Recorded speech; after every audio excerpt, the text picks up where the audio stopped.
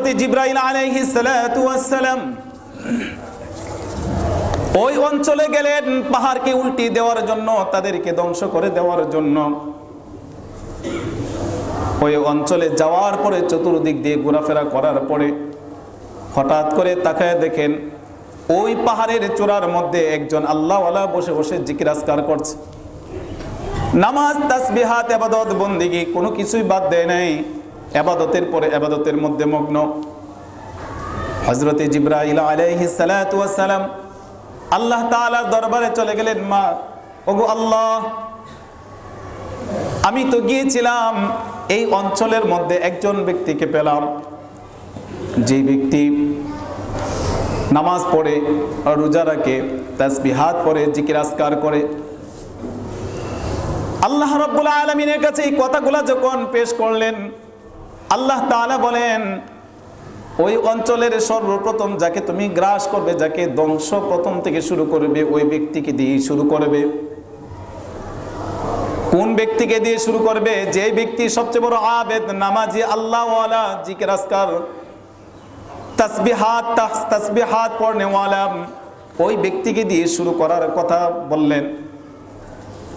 হযরতে জিবরাইল আলাইহিস সালাতু ওয়াস সালাম বললেন, ওগো আল্লাহ, এর কারণ কি? আল্লাহ রাব্বুল আলামিন হযরতে জিবরাইলকে বললেন, ও জিবরাইল শোনো, ওই এলাকার মধ্যে সে একা একা নামাজ পড়ে, সে রোজা রাখে, তাসবিহাত পড়ে, এই সমাজের মানুষগুলা গুনাহে লিপ্ত হচ্ছে, চরিত্র নষ্ট হচ্ছে। এই যে আল্লাহর গোলামি থেকে তারা সরে গিয়েছে, গোলামি থেকে সরে গিয়েছে, পাপাচারে লিপ্ত হয়েছে।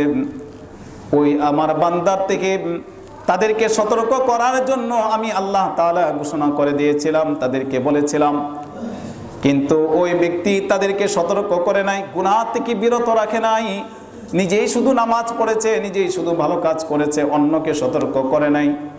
সুতরাং এই সতর্ক না করার কারণে সর্বপ্রথম ওই ব্যক্তিকে গিয়ে গ্রাস করো। আল্লাহ তাআলা বলেন, ওয়াত্তাকু ফিতনাতাল্লাতী তুসিবান্নাল্লাযীনা যালামু মিনকুম খাসসা। আল্লাহর আযাব যখন আসবে, আল্লাহর আযাব আর গজব যখন আসবে, তখন আলেম বলেন আর জালেম বলেন কাউকে ছাড় দিবে না। কারণ আলেমের কাজ হলো তাদেরকে সতর্ক করা। যদি সতর্ক যদি না করে, তাহলে এই আয়াতের মধ্যে আল্লাহ তাআলা বলেই দিয়েছেন, ওয়াত্তাকু ফিতনাতাল্লাতী তুসিবান্নাল্লাযীনা যালামু মিনকুম খাসসা। আল্লাহ রাব্বুল আলামিন ওই অঞ্চলের মধ্যে যারা বসবাস করবে, যারা সতর্ক করবে না, ওই জালেমদের সাথে তাকেও শামিল করবে।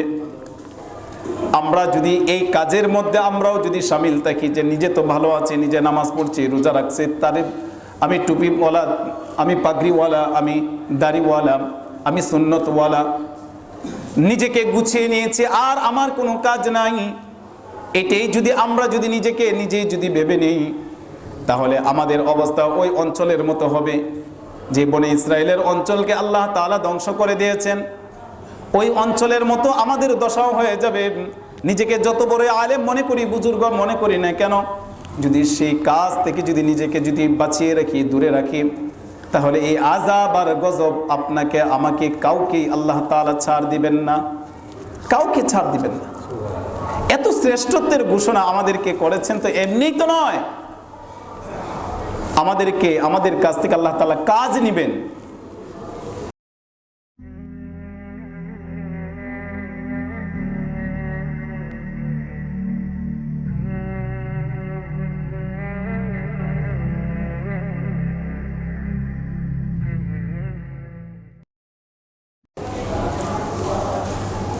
ফেরেশতারা আল্লাহ রাব্বুল আলামিন এই যে আমাদের যে দায়িত্বহীনতা, দায়িত্ব থেকে দূরে থাকা, সমাজ নষ্ট হয় কেন,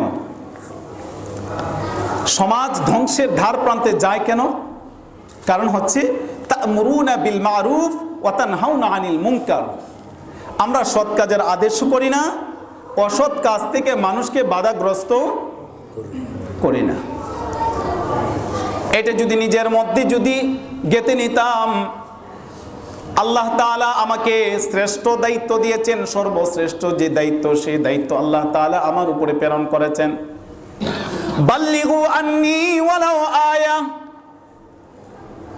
তোমার মধ্যে যতটুকু ইলম আছে, যতটুকু দ্বীনি ইলম জানা আছে, বাল্লিগু আন্নী ওয়ালাউ আয়া, তুমি অল্প জানো, বেশি জানো, কম জানো আর বেশি জানো, যতটুকুই তুমি জানো তোমার দায়িত্ব হলো বাল্লিগ, প্রচার করে দেওয়া, জানিয়ে দেওয়া, বলে দেওয়া।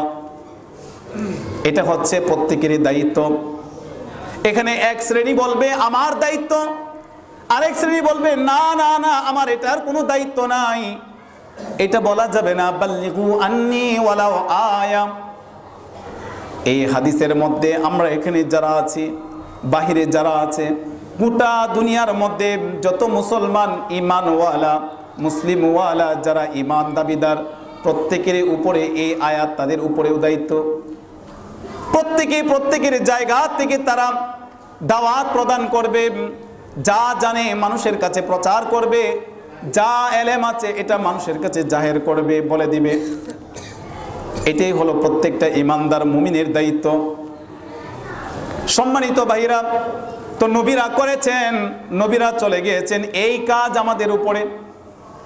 আমরা যদি এই কাজ, যদি আল্লাহ রাব্বুল আলামিন, আল্লাহর নবী দুনিয়ার মধ্যে আসার পরে সৎ কাজের আদেশ, অসৎ কাজের নিষেধ যখন করা শুরু করলেন, তার উপরে জুলুম আসছে, তার উপরে নির্যাতন আসছে, তার উপরে মারপিট আসছে, সব ধরনের সব কিছু করা হয়েছে।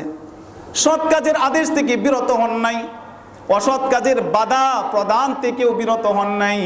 আল্লাহ তাআলা যা আদেশ করেছেন, আল্লাহ তাআলা যা নিষেধ করেছেন, এটা সমাজের মধ্যে, দেশের মধ্যে প্রচার করেছেন, প্রসার করেছেন।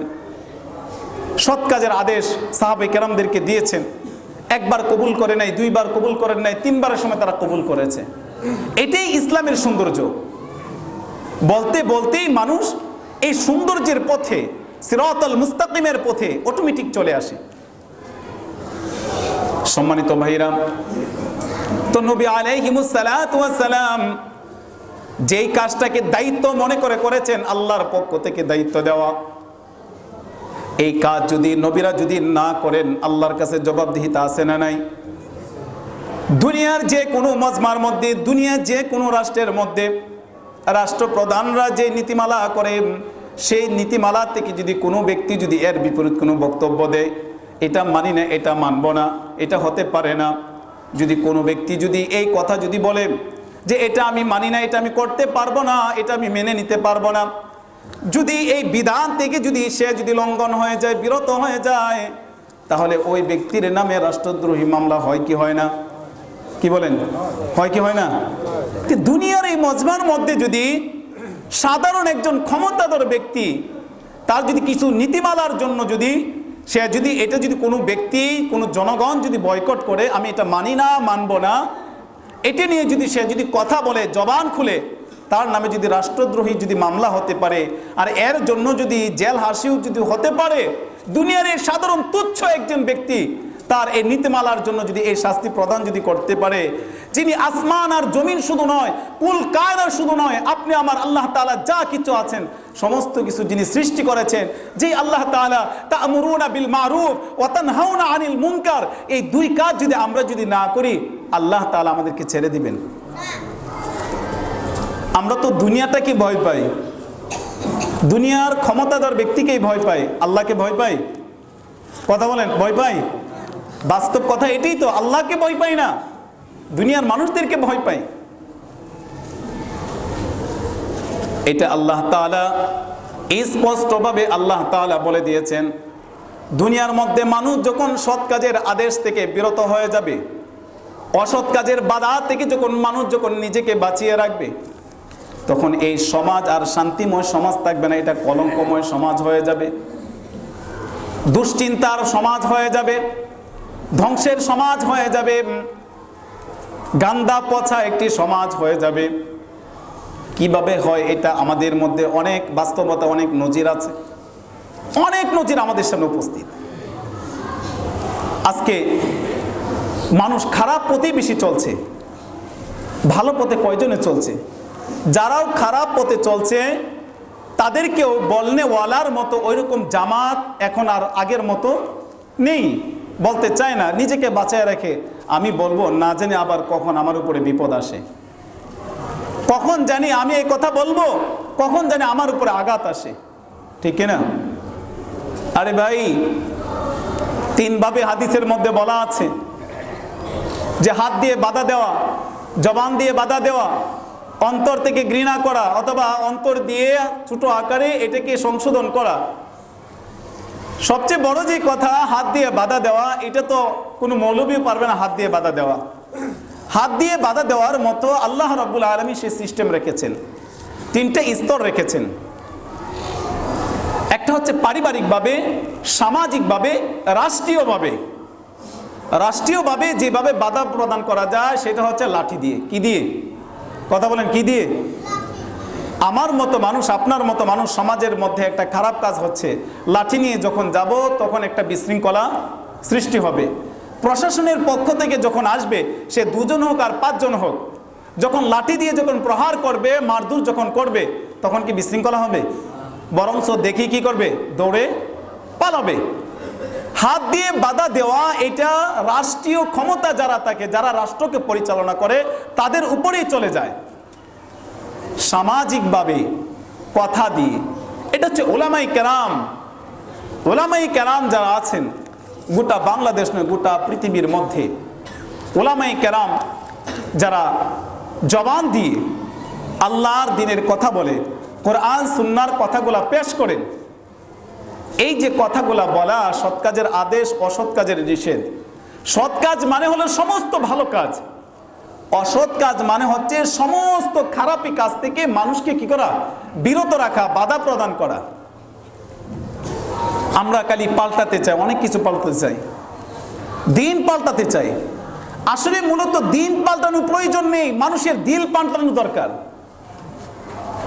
দিন পাল্টানোর প্রয়োজন নাই, মানুষের দিল পরিবর্তন করা দরকার। মানুষের দিল যখন পরিবর্তন হবে, দিন এমনি ঠিক হয়ে যাবে।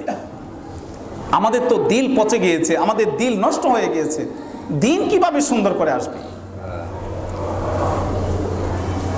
তো সামাজিকভাবে উলামায়ে কেরাম সৎ কাজের আদেশ, অসৎ কাজের নিষেধ যতটুকু পারে জবান দিয়ে বলার চেষ্টা করে।